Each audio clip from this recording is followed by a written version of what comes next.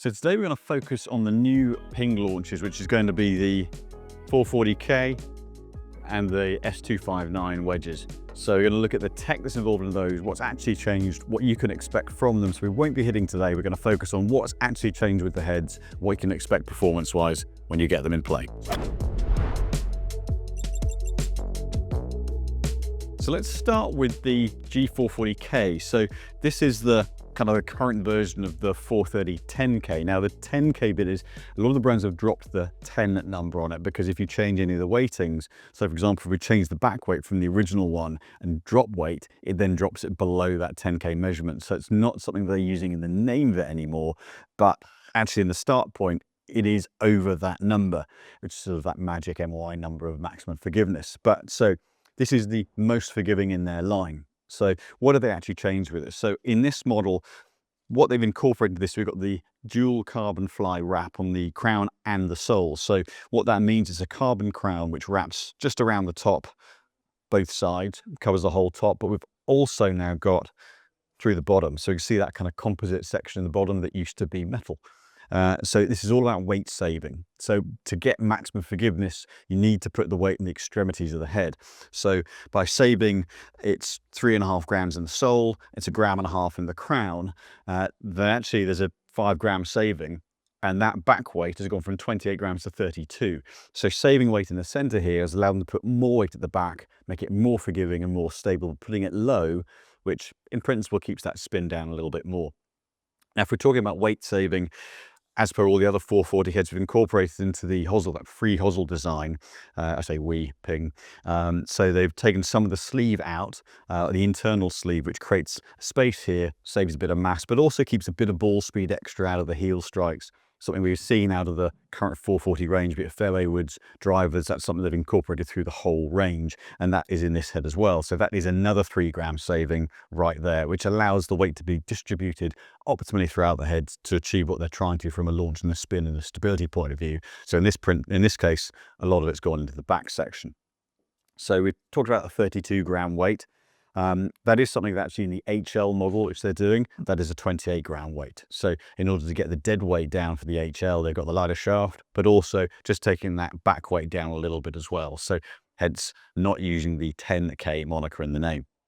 So what else have Ping done with this? So if we're talking about the sole and the crown, they've put some supporting struts, supporting ribs in. So you've got some acoustic ribs in the bottom, there are 2 in the sole, and there's what they're calling composite crown bridge across the top as well. So what it does, it stabilizes, it stiffens the structure a little bit. That means less deformation, that means more energy is transferred back into the face. Because if the head's squashy and deforming, then it's being dissipated through, whereas actually you want the frame as stiff as possible so that all the energy goes back into the face. So they help do that.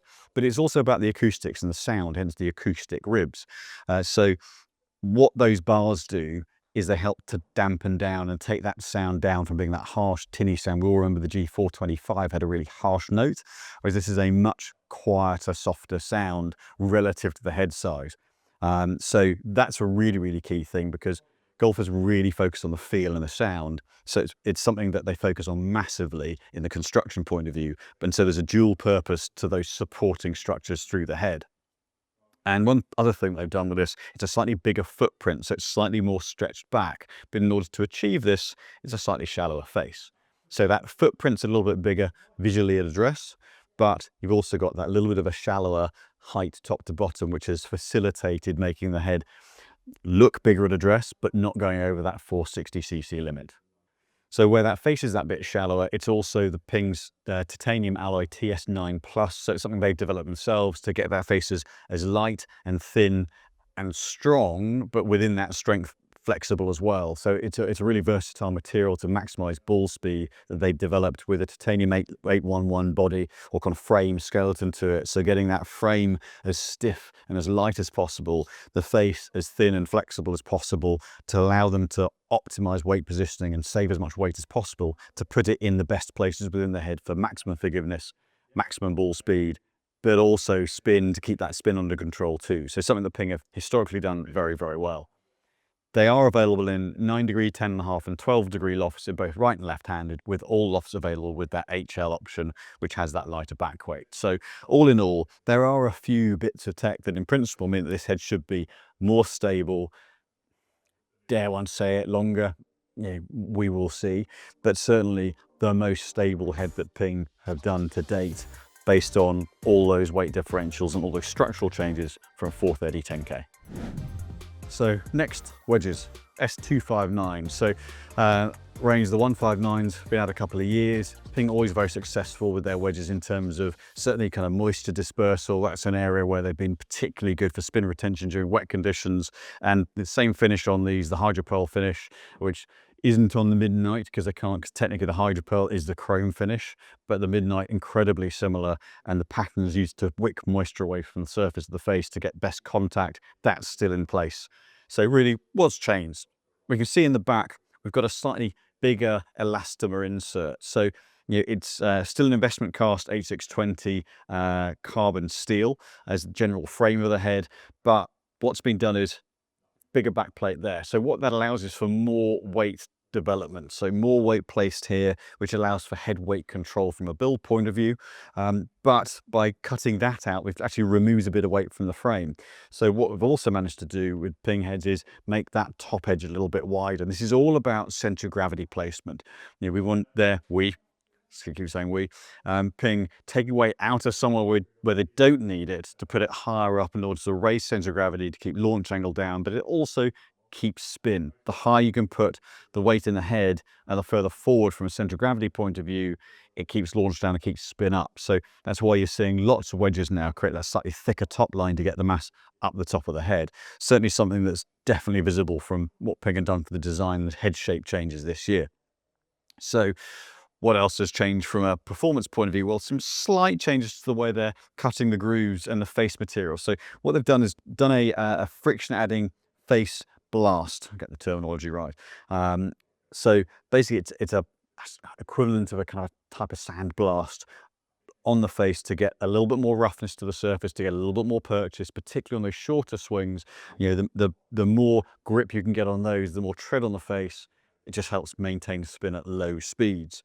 We've also got is on the lower lofts a full width groove at the bottom, and so on the lower lofts some of them were a little bit shorter, which actually made it harder to square up. Actually, from an alignment point of view, having a full length groove just helps the face look a little bit squarer. And if you were happy to contact at low heel and toe, potentially there's still a little bit more dirt and moisture that's got away from the contact point, retains a hair more spin, but a lot of it about alignment on the head. So staying with the grooves, they're the precision milled wheel cut grooves that we saw in the S159, so that hasn't changed.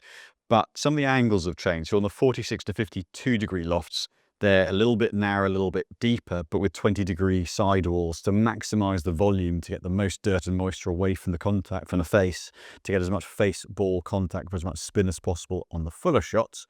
And then a little shallower, a little wider on the higher lofts, utilizing some of the Micromax grooves in between the grooves to get as much spin as possible on those partial swings, get that ball launching lower and get spin up as much as we can.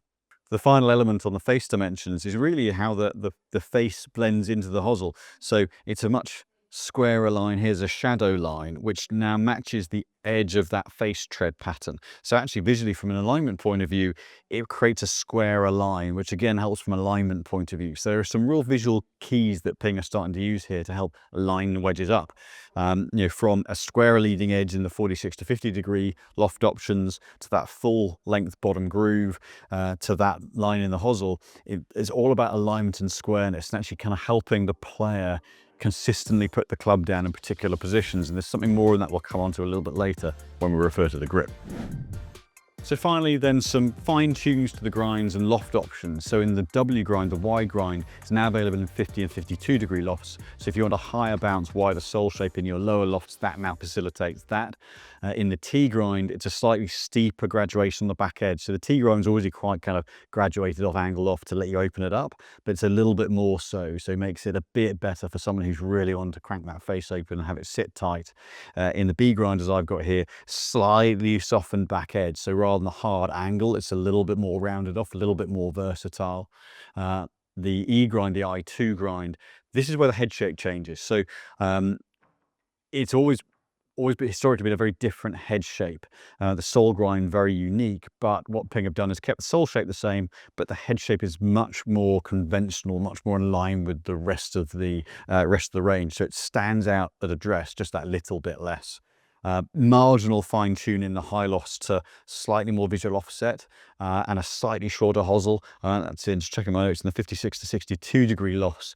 Slight change there. So that just helps, in principle, helps a little bit of versatility. And it must be said, the midnight finish, as we have here, still available, but only in the standard grinds. So it's going to be available through the range and through the loft ranges, but just in the S grinds. And then all of those options available left-handed as well. So plenty of options and refinements throughout the range, slightly different CG, slightly more versatile head shapes, just ultimately minor refinements to an already successful model. So the final bit I alluded to about what Ping have done with the wedges was the grip. And so what we've got here is a grip that has an awful lot of markings on it. So people often kind of go up and down the grip with wedges to shorten shots and kind of get closer to the ball.